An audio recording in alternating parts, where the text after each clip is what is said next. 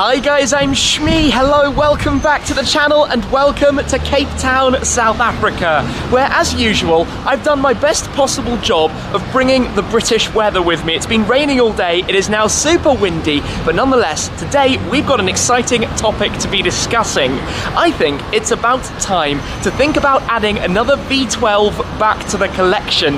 I'm going to take you through the possibilities, the options that it might be, but today I'm visiting Aston Martin Cape Town, who are very kindly letting me take this out for a drive during my time here, a Vanquish Volante with a lot of very, very special Q options. Now, I'm going to take you for a whiz around the car before we jump in and go drive, but also McLaren Cape Town. There is an extraordinary McLaren Senna in there. The spec on that thing is crazy. So let's have a quick look through the showrooms before we jump in the Vanquish, go out for a drive and start thinking about what could be arriving in the garage.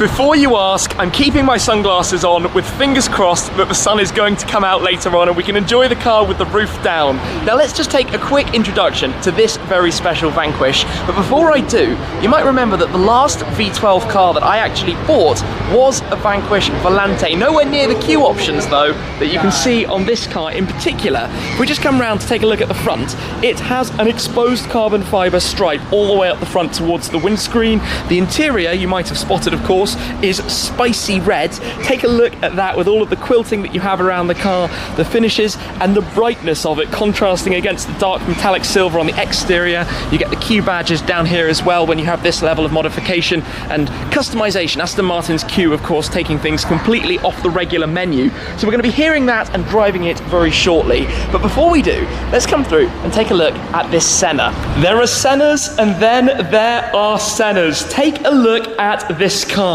Now it is very cool for me to be here and to be able to see it because I've seen many pictures of this on Instagram, but here we are, a highly MSO'd example. Now the main body colour is Myra Orange with the blue accents. That was the launch configuration, but this has kind of dialed it up a notch beyond that.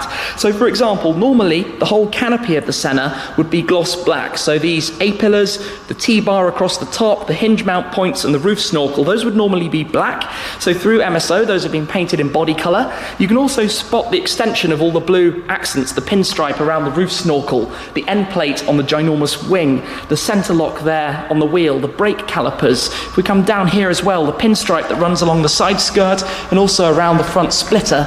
And on the inside at the front, you have the active aero flaps as well as the fender inners, all in the light blue to contrast. But have a look at the interior. The seat pads, the top rolls of the doors, the steering wheel, the dashboard, all in a blue to match the exterior, and of course, with the glass doors where you can see the seats straight through the doors. So very, very cool to see this car here at McLaren Cape Town, having seen it on the internet before. In here, we have the DB11 V8 in saffron, a very strong colour choice, but of course with that 4-litre bi-turbo V8 from AMG, the same engine that you find in that, the new Vantage, with its lovely design to the rear. The front has always been a bit peculiar for many people, but there is actually something interesting about that. Now that we've seen the launch of the AMRB 003 and also the Vanquish Vision concept, you can see how on the sportier cars they have that traditional Aston Martin shape to the upper section, but the grille isn't entirely enclosed as on the front of the DB11 or on the older Vantage or on the previous generation DBS, and this really is an icon. It's such a good looking car. It's certainly going to be a timeless classic for sure, that generation of DBS. The new DBS needs some time, I think, to establish itself, but that is going to be something we're going to be talking about as well. For now though, the sun has slightly come out a little bit. It's looking very nice out there, so hopefully we can keep the roof down and take this out to see what it's about. Small distraction, talking about V12s, the Vanquish S. That's such a good sound. I think that's going to go into the showroom after I leave. Another timeless car, but the noise this thing makes. Case in point. That's what we're talking about today. Anyway, for the moment, let me climb into this car, all rigged up. We've got the valet key here rather than the crystal key. Oh look, you have carbon fibre door handles as well on the Q version of it, as well as some new interior parts here. The Q designation there and also some extra leather parts, but key in the dashboard. Let's fire it into life. Yeah, we do. And That alone is why the V12 is quite so fantastic. So let's go drive then, because that's basically what we're here to do, and the scenery around here is stunning. This car, like my old Vanquish, has the 8-speed auto, so we will pop it into drive. You have the fly-off handbrake down here. You can pop up the wind deflector at the rear as well, which where we're going to head will just make things slightly less breezy. Now, we're talking V12s. That, of course, has the exhaust valve closed, and we had some sunshine there for a brief millisecond. We have three main options to think about. The first is, of course, the Aston Martin DBS, the successor to this car, the follow-up to the Vanquish. It has the reworked 5.2-litre twin-turbocharged V12. It's not a naturally aspirated engine that was found in the DB11, but for the DBS, it makes 725 horsepower and 900 newton-meters of torque. The other two options come from a small Italian town called Maranello. That's right, Ferrari. We have the 812 Superfast and the GTC4 Lasso V12. Now both of those have Ferrari's naturally aspirated V12s. The 812 has a 6.5 litre with 800 horsepower, and the GTC4 Lasso has a 6.3 litre with 690 horsepower. All of these cars are way too powerful, to be completely honest, than what anybody really wants, but they all have slightly different seating configurations. The Superfast is a strict two-seater, two-seat Grand Tourer, Super GT. I mean, they're basically all the Super GTs. The DBS is a 2+2. There's some space in the back for luggage, but you're not really going to fit a grown person back there. And then you also have the GTC4 Lasso, which has a surprising amount of rear leg space, and you can comfortably have 4 people. Now, many of you guys will remember my other V12 in the not too distant past was, of course, the Ferrari FF. I loved that car. I owned it for about 2 years and 3 months, did around 20,000 miles in it. Many memories, many epic journeys. It was a support car, it was a supercar in its own right. You could drive that thing hard on a mountain road, and it disguised its size and weight incredibly well. So the FF, I always thought I would follow up with a GTC4 Lasso, having not really had a 4-seat car of that ilk since, and basically just used my AMG GTR for the purpose. I haven't really missed not having the back seats. Sometimes I've taken one of the Focuses, like to the Geneva Motor Show, when many of you would have liked to have seen me taking, you know, something a little bit more wild than a Focus RS. Of course, the G63 will serve some of the off-roading and four-wheel drive requirements that you get out of the GTC4 Lasso. But basically, we've got DBS, Superfast, and GTC4 Lasso, all of which have these glorious V12 engines that just sing and sing and sing, as I think we're going to be able to experience here in a moment. If I just go out of drive and pull the paddle, there we go. We go into first, and in the light, I can't really see, but now we're in touch, so now we're just going to be using the flappy paddles. That truck knows more than I do. There we go. First gear, listen to this. Oh, we've got exhaust valves. There we go. Yes! I missed that. I missed that a lot. That is a good sound. So, V12 engines. Why a V12 engine? You know I love my V8s. I've got the GT8 with a naturally aspirated V8. I've got the LT in the centre with twin-turbo V8 mid-engine cars. I've got the AMG GTR with a front mid twin-turboed V8. But a V12 is a V12. They're a dying breed. We're not going to be able to own these engines forever. So if you're somebody like me and you know you want another one at some point, the next generation won't have them. The next generation cars might not have them. Ferrari's replacement to the 812 might not have one of those. The next Aston DBS or DB11 successor, the DB12, maybe it's a bit early to say that. How ironic would that be if the DB12 didn't have a V12 in it? So, yeah, is now the time to do it? Is now the time to add another V12 to the garage? That's what we're going to have to decide, and at the moment, I'm not entirely sure. I'm very quickly talking myself into doing this, and I think the scenery and road has a part to play in that, a pretty significant factor, even if we're not going that quickly. Just to be able to hear the sound of this, I'm missing my old Vanquish, honestly. I didn't think this would actually bring back so much of that feeling of the car driving it again. There's nothing quite like this sound. And yes, the FF and my Vanquish made their sounds in very different ways. They made completely different tones, if we could call it that, the way they revved as well. The Ferraris scream and rev up incredibly quickly. The Aston is a much lazier engine and a deeper grumble to it without the same kind of instant response, but both of them are so special. And I mean, I drove the Vanquish S as well, and maybe that would be an option. Maybe that's an option I should bring to the table. The DBS has a lot of that sound, but not quite all of it. Not quite every bit. The turbos do slightly mute it, and I felt that when I drove it. It sounded very good. No discrediting it for that. It sounded very good indeed. Just a moment, look at this scenery. Look at how beautiful this is. I love South Africa. I love Cape Town. Every time coming down here, the roads, the scenery, and now the weather. I hoped it was going to brighten up, and it has done. The other thing is naturally aspirated engines. That's a whole topic on its own. You know, why does the Speciale hold so much more value compared to, say, the Pista or the 488? Because it's a dying breed. We're not going to have these naturally aspirated engines, V8s, V12s, V10s, like the Hurricane still manages to have at this moment in time. But what's going to be the next generation for that? These new Aston Martins, you know, the supercars, the AMRB 003 is going to have a turbo hybrid V6. It's Aston Martin's own engine, but it's downsizing. It's no longer going to be this glorious, I don't know how to describe the heavenly V12.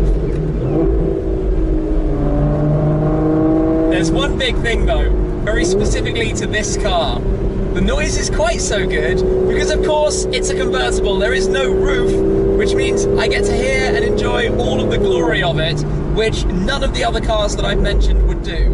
There will, I guess, be a Volante version of the DBS. There might be a convertible version of the 812 as a particularly highly limited edition, which I have no chance of ever being able to buy, even though that would probably be my dream car. The Lusso, of course, is a 4-seater, so no convertible version of that. No, not even remotely going to be anything like that. So that's quite a view. What a way to arrive here in South Africa, where I thought this day was going to be a miserable, wet, gloomy write-off. Yet here we are beside this amazing road, as a camper goes past, with this. A huge thanks to Daytona and the team there at Aston Martin South Africa, because this is the perfect car for this road, and it is truly making me want to add another car like it back into the collection. I'm just going to head back over to it for a moment, because in the sunshine, this interior, the spicy red with the red brake calipers, I mean, yes, it's extreme, there's no question. It is intense when you look at it, especially in this light, but it's really cool. Hey, just got spotted as I was filming here. Yes, it is a wild interior, but I actually really like it, especially against the more subtle exterior that this car's wearing as well. Yeah, what a drive. I'm just having the absolute time of my life right now, and I hope some of that comes across. So big thanks to these guys. But I would be interested to know what you think. What car, or should I, shouldn't I? What car? I don't know. It's going to be a really hard choice. I would love to drive back to back DBS, the 812 and the Lusso, because I think really those are the three that stand out to me. In terms of usability, clearly the Lusso is number one, then the DBS, then the 812. I say that, but the 812 actually has a lot of luggage space. In terms of noise, I think the Ferraris just clinch it, and part of this is about the noise. We're really clutching at straws. They're all epic cars. Just what do you think? What do you think? Like, should Lusso to follow the FF, 812 to do something new, 2-seat Ferrari GT, DBS to follow my old Vanquish, or none, because this is all frivolous and silly, which might be the most logical answer. I'm kind of constantly looking over my shoulder to see what cars are going by, because I've seen some really random and interesting stuff. A Cobra went by as well before I was filming, so it seems you don't really know what's going to appear. But yeah, just random musings on a lovely day out now in the sunshine in South Africa. As I was saying, oh, listen to that. Well, that's a V8. Did sound good though. And there goes a chimney. I love the chimney. It's so cool. If you notice the cameras wobbling around, this is something I remember from my Vanquish. It's just the frequency of this car seems to set them off completely. But now that we get to accelerate,